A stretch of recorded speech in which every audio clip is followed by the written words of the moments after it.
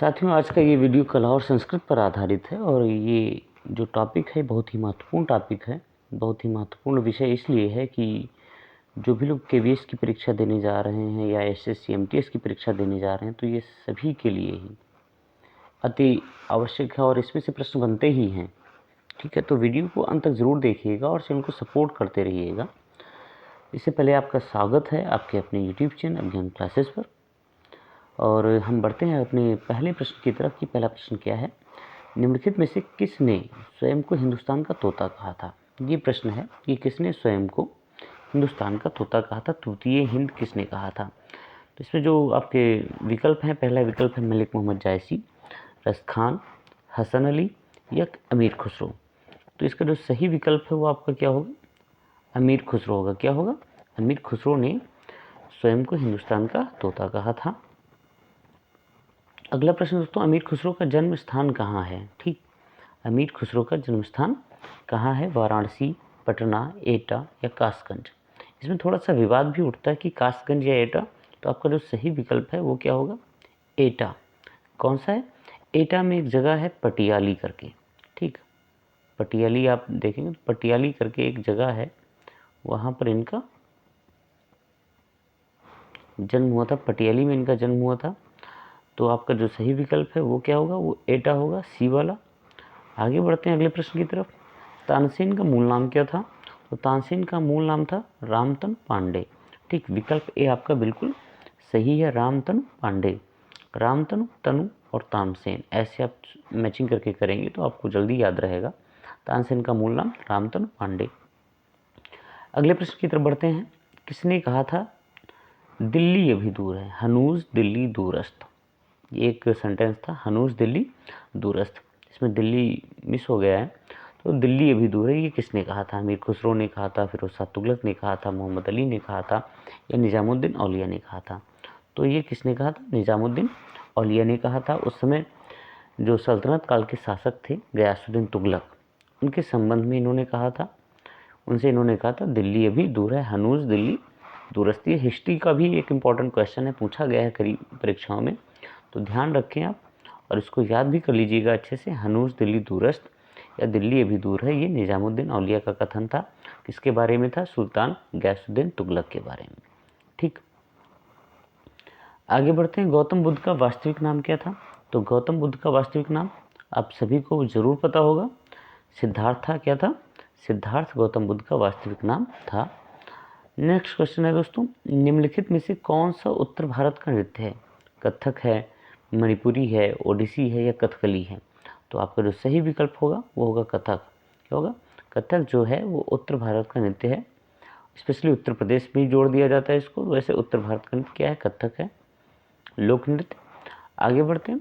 कुचिपुड़ी किस राज्य की नृत्य शैली है? तो कुचिपुड़ी आंध्र प्रदेश की है। कहाँ की है? आंध्र प्रदेश की है। कहाँ से?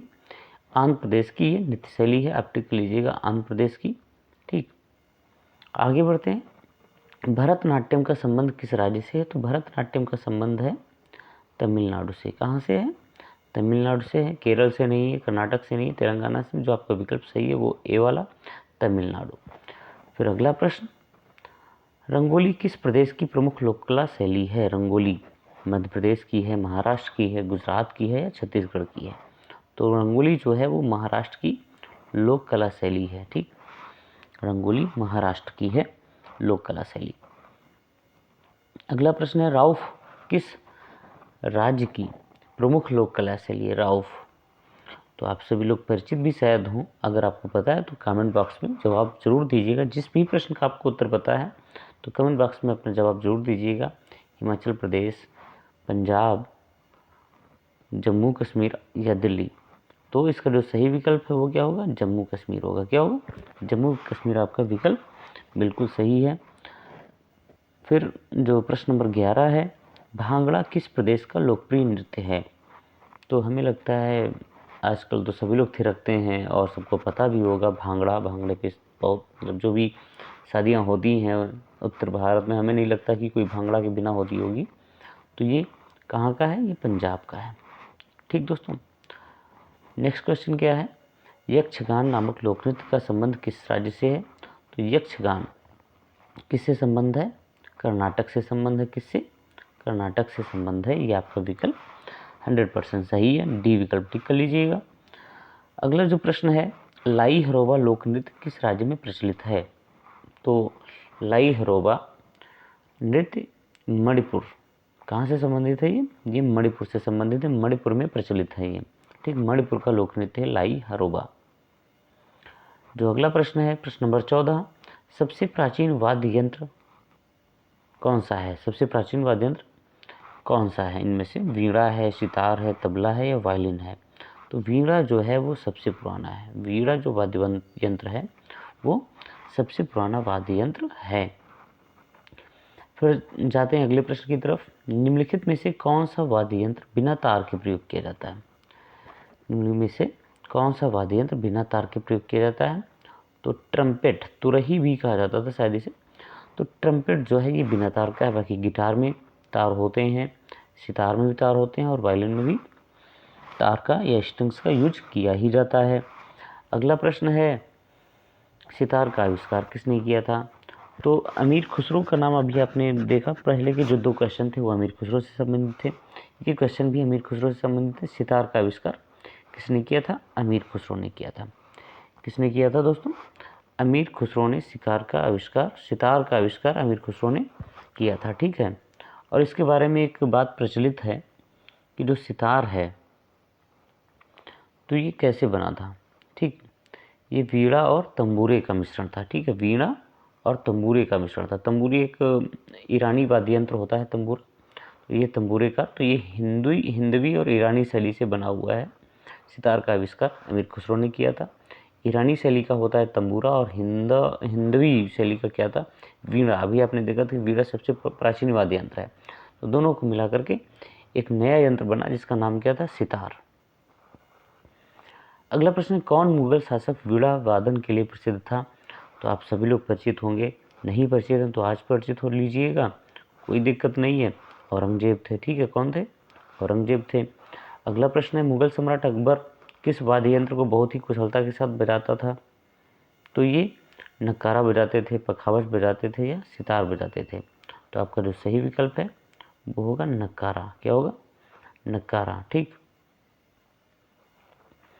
फिर जो 19 नंबर का क्वेश्चन है, शिव कुमार शर्मा किस वादन के लिए प्रसिद्ध हैं? तो शिव कुमार वर्मा संतूर के लिए प्रसिद्ध हैं। किसके लिए प्रसिद्ध हैं? संतूर के लिए। अगला जो प्रश्न है, तबला का प्रचलन किसके द्वारा हुआ? तो तबला का प्रचलन भी अमीर खुसरो के द्वारा हुआ। किसके द्वारा हुआ? तबला का प्रचलन भी अमीर खुसरो के द्वारा हुआ। कैसे हुआ? एक ढोल के जैसा एक यंत्र होता है। क्या होता है? ढोल के जैसा एक यंत्र होता है, ठीक, जिसको पखावज कहा जाता है। तो पखावज के 2 टुकड़े कर दिए गए और उसी से तबला का प्रचलन हुआ, तबला का आविष्कार हुआ। और इसका श्रेय किसको जाता है? अमीर खुसरो को जाता है, ठीक। अमीर खुसरो को जाता है। जैसे ये इस तरीके से ये था और इसके 2 टुकड़े कर दिए गए तो ये तबला बन गया, ठीक। अगला प्रश्न है, निम्नलिखित में से बांसुरी वादक के रूप में कौन प्रसिद्ध हैं? रोनू मजूमदार। जो विकल्प आपका पहला है, रोनू मजूमदार बांसुरी वादक के रूप में प्रसिद्ध हैं। जो 22 नंबर का क्वेश्चन, आइंस्टीन, जो एल्बर्ट आइंस्टीन थे, उनको कौन सा यंत्र वो बजाते थे या बजाने में निपुण थे? एल्बर्ट आइंस्टीन कौन सा वाद्य यंत्र बजाने में निपुण थे? तो ये वायलिन। वायलिन के साथ हम जाएंगे। जो विकल्प ए है आपका वो बिल्कुल सही है। अगला प्रश्न है, मुंह से बनाया जाने वाला वाद्य यंत्र कौन सा है? इकतारा है, वायलिन है, सितार है या अलेगोजा है? तो क्या है? अलेगोजा, ठीक। अगला जो प्रश्न है, सितार किससे मिलकर बना है? अभी मैंने बताया था बांसुरी वीणा का है या बांसुरी सारंगी का है, वीणा एवं पियानो का है या वीणा एवं तंबूरे का है? तो आपका विकल्प डी बिल्कुल सही है, वीणा एवं तंबूरे का है। फिर वीडियो का जो अंतिम प्रश्न है, गुदई महाराज का संबंध किस वाद्य यंत्र से है? गुदई महाराज का संबंध तबला से है। किससे है? तबला से है। तो ये इंपॉर्टेंट 25 क्वेश्चंस थे जो भारतीय इतिहास से भी जुड़े हुए हैं, कला और संस्कृति से भी जुड़े हैं। बहुत इंपॉर्टेंट क्वेश्चन हैं। उम्मीद करता हूँ कि आपकी परीक्षा में इससे जुड़े हुए प्रश्न जरूर आपको मिले। तो वीडियो तक को आपने अंत तक देखा, बहुत बहुत धन्यवाद। ऐसे ही जुड़े रहिएगा और हमारे चैनल को सब्सक्राइब कर लीजिएगा। अभिज्ञान क्लासेस के नाम से आपको मिल जाएगा यूट्यूब पे भी। तो अपने दोस्तों के साथ शेयर भी कीजिएगा, लाइक भी कीजिएगा। और अगर कोई भी प्रश्न या कोई भी डाउट होता है आपको तो उसके लिए कमेंट भी कर सकते हैं। थोड़ा सा प्यार जता सकते हैं, हमारे लिए सपोर्ट कर सकते हैं हमको। तो आपका बहुत बहुत आभार। नमस्कार।